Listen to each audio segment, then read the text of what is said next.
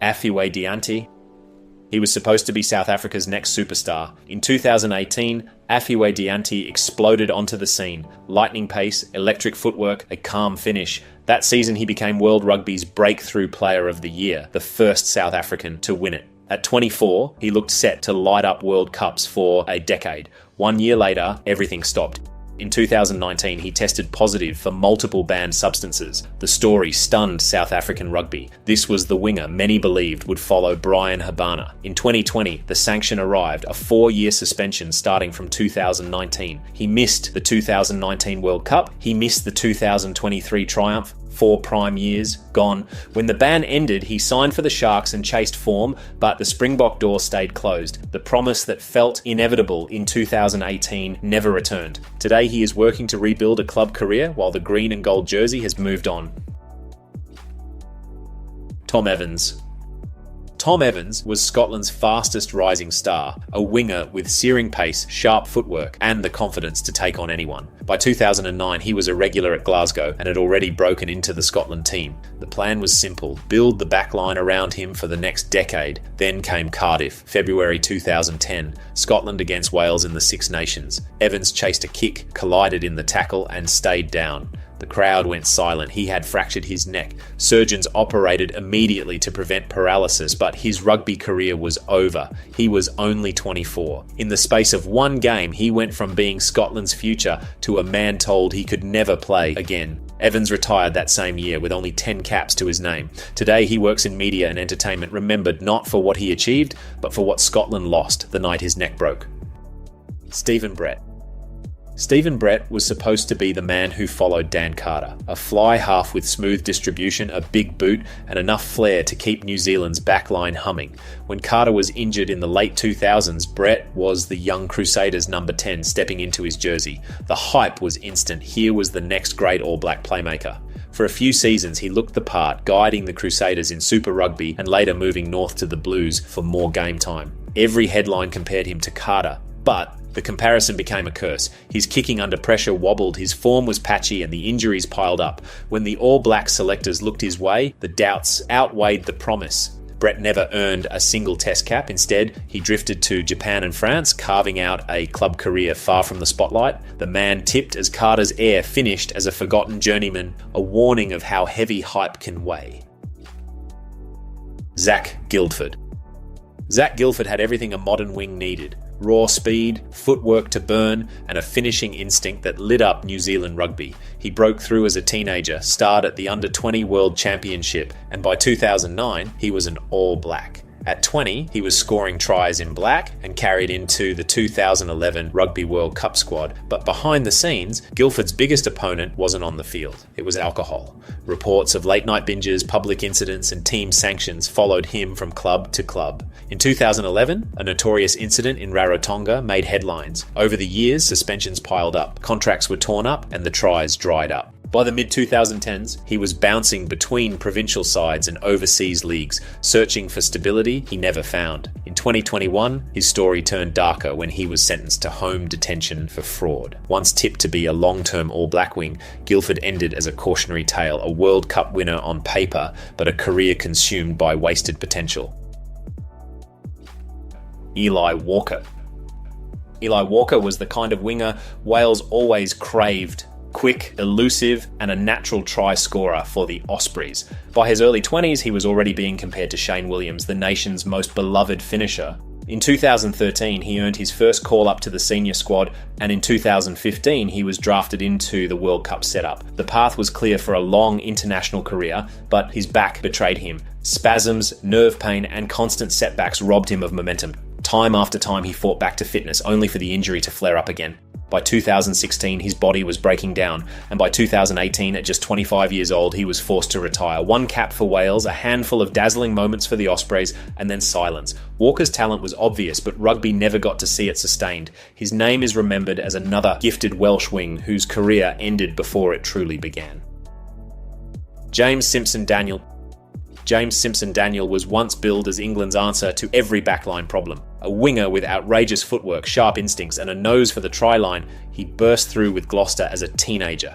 By 2002, he was winning his first England cap, still only 20 years old. Commentators called him a generational finisher, the kind who could decide a test on his own. But fate never gave him the chance. Every time England called, injury or illness seemed to strike. A shin problem ruled him out of the 2003 World Cup. Chest infections, back trouble, broken bones, his timing was cursed. For Gloucester, he delivered magic almost weekly, but for England, his career stalled at just over 10 caps across more than a decade. By 2014, aged 31, he finally gave in to the injuries and retired. Fans still talk about what might have been one of the most gifted English wingers of his generation, remembered more for potential than for international glory. Sam Burgess. Sam Burgess arrived in rugby union like a superstar import. A legend in rugby league, he was recruited by Bath in 2014 with a huge salary and an even bigger headline, England's answer to Sonny Bill Williams. He was big, powerful, and already a household name. The hype was instant.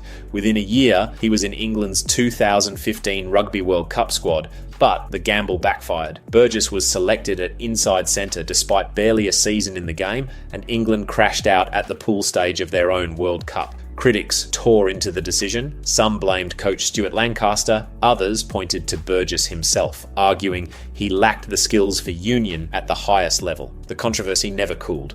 Weeks after the tournament, Burgess walked away from union completely and returned to rugby league with South Sydney. His union career lasted just 12 months. For all the noise around his signing, Burgess is remembered as a failed experiment, a star whose reputation couldn't survive the switch across codes. Felix Jones. Felix Jones was meant to be Ireland's long-term fullback. Quick, reliable under the high ball and sharp in attack, he became a regular for Munster and soon earned his first Ireland cap in 2011. By his mid-20s, he was seen as the man to follow Rob Kearney, a steady presence at the back with years ahead of him. But his neck gave way. A serious injury in 2012 kept him out for a long spell, and just when he returned to form, the pain flared again. By 2015, doctors warned him the risk of permanent damage was too great. At only 28 years old, Jones announced his retirement. It was a brutal ending for a player still at his peak. For Munster fans, he remains a symbol of what could have been a leader on the field, cut down early. Jones didn't disappear though. He reinvented himself as a coach and went on to join South Africa's backroom team, winning a World Cup medal in 2019. Henry Trinder. Henry Trinder was one of the brightest English centres of his generation. A silky runner with sharp footwork, he broke through at Gloucester as a teenager and was immediately tipped for England honours. Coaches and pundits called him the natural successor in midfield, a player who could glide past defenders and open up a game in seconds, but his body never let him. Trinder's career became a cycle of injuries, torn hamstrings, knee surgeries, Achilles problems. Every time he found form, another setback arrived. At club level, he flashed brilliance in bursts, but he could never put together a full season. For England, he earned a call-up to training squads, but never nailed down a test cap. By his late 20s, Trinder was still battling his body more than his opponents. The talent was obvious, but the opportunities slipped away year after year. He retired quietly, remembered not as the centre who commanded Twickenham, but as one of English rugby's great what-ifs. Carmichael Hunt. Carmichael Hunt was marketed as the ultimate cross-code star. He had already made headlines in rugby league and Australian rules football before switching to rugby union with the Queensland Reds in 2015. At full back and centre, he had the skills, the pedigree, and the athletic profile to be a Wallabies game changer. The hype didn't last. Only months into his union career, Hunt was charged with cocaine possession. In March 2015, he pleaded guilty in a Brisbane court. The Australian Rugby Union and Queensland Rugby Union suspended him for 6 weeks and fined him $30,000. His reputation took a hit he never recovered from. Hunt did eventually break into the Wallabies side, earning 6 test caps in 2017. But the international breakthrough came too late to change the narrative. On the field, he produced solid moments, yet never became the marquee star Australia had hoped for. His union career ended as a series of short spells and quiet exits, remembered more for scandal than sustained test success. Rory Lamont. Rory Lamont was built to be a modern back three star. Tall, strong under the high ball and able to cover both wing and fullback. He offered Scotland rare versatility. By the mid-2000s, he was a regular for Glasgow and Sale, then became a dependable figure in the national side, but his body broke down long before his talent did. Lamont suffered a string of serious injuries, a facial fracture in 2009, a badly broken leg in 2012, and countless smaller setbacks in between. Each time he returned, but each time the layoff left him further behind. By 2013, aged just 30, he decided enough was enough and retired. For Scotland, he earned more than 20 caps, but there should have been many more. Lamont had the raw tools to be a mainstay for years, yet his career ended with the sense of something unfinished. Another player remembered not for decline in form, but for a body that gave him no choice. Ollie Smith. Ollie Smith was meant to be England's next midfield general, a classy centre at Leicester Tigers. He broke into the first team as a teenager and looked perfectly at home in one of Europe's toughest leagues. His composure and vision earned him early England caps in the mid-2000s, and he was quickly touted as a long-term international. But the rise didn't last. Injuries struck at the wrong time, and his form wavered as he fought to get back to his best. England moved on quickly, with other centres seizing their chance while Smith faded from view. By the time he recovered, the door was already closing. Instead of becoming a fixture in white, Smith drifted into a journeyman career playing club rugby at home and abroad without ever reclaiming the spotlight. He had the skills to be an England mainstay, but his name is now remembered mainly by Leicester fans, a reminder of how quickly hype can slip away. Marland Yarde.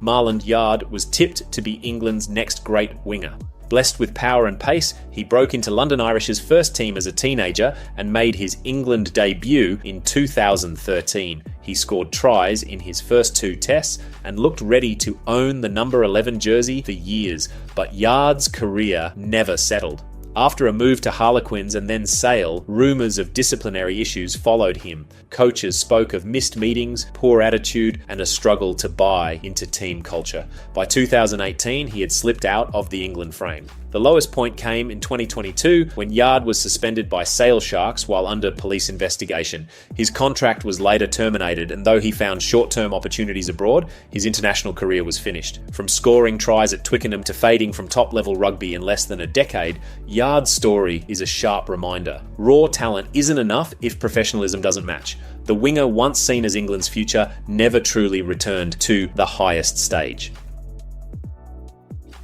Alex Dunbar. Alex Dunbar looked like the answer to Scotland's midfield problems. A powerful centre with a strong tackle and a direct running style, he broke into the Glasgow Warriors side and quickly forced his way into the national team.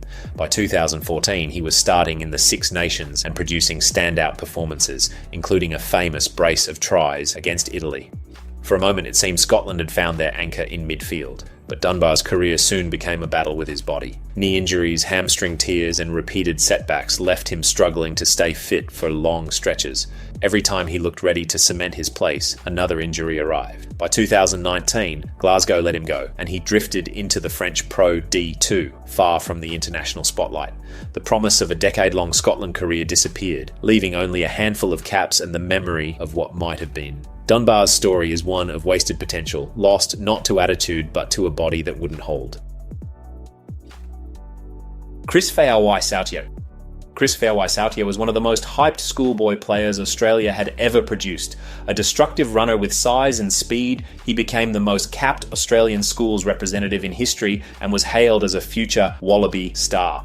At just 19, he made his debut for the Queensland Reds and soon earned his first test cap for Australia. But the rise stalled almost as quickly as it began. Chronic hamstring problems plagued his career, forcing him off the field for months at a time. Entire Super Rugby seasons were lost to injury, and whenever he did return, the rhythm was gone. The Wallabies moved forward with other options, leaving Feauai-Sautia behind. By 2020, he was released by the Reds and began drifting between short-term contracts at home and abroad. The player, once billed as the next big thing, became a journeyman. His reputation reduced to a cautionary tale about promise undone by fragile hamstrings. The Wallabies' career, everyone expected, never materialised. Tandere Chavanga.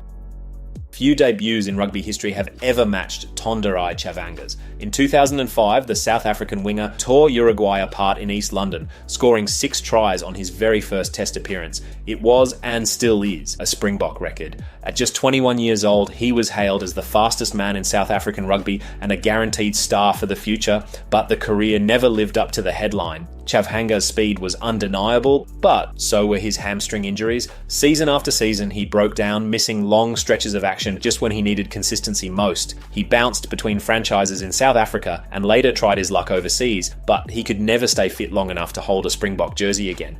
For all the promise of that record-breaking debut, he finished with just a handful of caps. Chavanga's name lives on in trivia lists, but his career became a stark reminder. Sometimes even the brightest stars burn out before they can shine. Tom Rees. Tom Rees was supposed to be the heartbeat of England's pack for a decade. A dynamic flanker at Wasps, he had pace over the ground, a sharp breakdown game, and leadership qualities that had coaches tipping him as a future national captain. By his early 20s, he was already pulling on the white jersey and looked perfectly at home at Test level, but his knees betrayed him. Rees suffered injury after injury, each one more serious than the last. Long layoffs, surgeries, and endless rehab stopped him from building any rhythm. Just when it seemed he was ready to stake his claim, another setback arrived. By 2012, aged only 27, he announced his retirement. For Wasps and England fans, it was a crushing loss. Rees had all the tools to be a cornerstone of the side, yet he walked away with just a handful of caps. Instead of leading his country, he became another tragic what could have been story in English rugby. Michella Campagnaro. Michella Campagnaro burst onto the scene as Italy's most exciting back in years. A centre with lightning acceleration and dazzling footwork, he broke the line with ease and offered a cutting edge the Azzurri had lacked. By 2013, he was starring in the Six Nations, and in 2015, he was one of the few Italian players feared by opposition defences. But the progress never lasted. Campagnaro's body became his biggest enemy, with knee ligament injuries cutting him down time and again. At Exeter, Wasps and later Harlequins, the story was the same. Moments of brilliance followed by months on the sidelines. Every time he looked ready to take the next step, another cruciate tear or long layoff arrived. For Italy, he earned more than 40 caps, but the career everyone predicted, leading the backline for a decade, never materialised. By 2023, he stepped away from the top level, remembered as a gifted runner whose promise was stolen by injury. Earl Rose. Earl Rose was once the golden boy of South African schools rugby. A fly half and full back with vision, flair and a booming boot, he was tipped as the natural successor to guide the Springboks after high school. At the Lions and later the Stormers, coaches gave him every chance to fulfill that promise. But the step up proved too much. Rose's game never matured and questions over his discipline and attitude grew louder with every season. Mistakes under pressure became costly, and while his talent was obvious, he couldn't translate it into consistency. National selectors watched closely, but the chance to become a regular Springbok never came.